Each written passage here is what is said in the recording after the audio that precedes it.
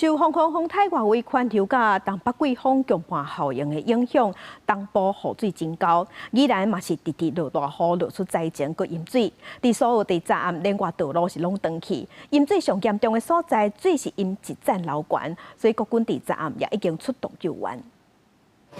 雨落未停，水已经淹甲路拢看袂到，路边的变电箱敢若是因为淹水烧到，先砰一声真大声，规条路的电火拢熄去。防台外围环流，佮加东北季风的强盘效应，宜兰地区的雨正惊人，所1点钟的雨量超过120毫米，真侪所在水淹到腰只悬，连救护车拢掉在半路。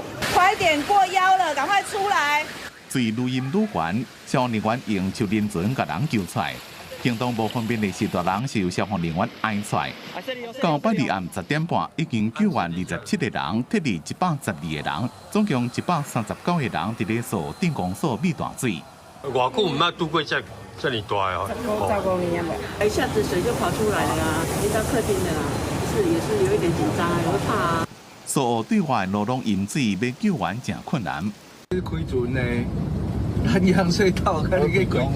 所店长李明铁讲，规个所市区怎么强要变做一个孤岛，有的所在水淹到一站流悬。我们对外的道路其实都已经淹水了，车辆也没有办法进出，因为整个苏澳溪的这个溪水暴涨我们阿里史抽水站一直抽水，可是还是没有办法把这个水位降低。路拢淹水无法度行，民众是赶紧避到2楼去哩。军方派 AA-27 2车突击车来救。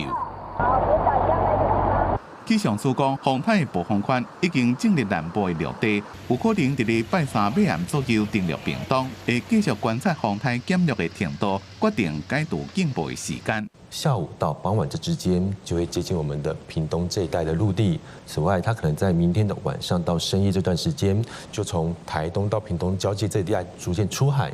气象署讲，宜兰的雨会慢慢愈来愈细，不过伫拜三台东地区雨会较明显。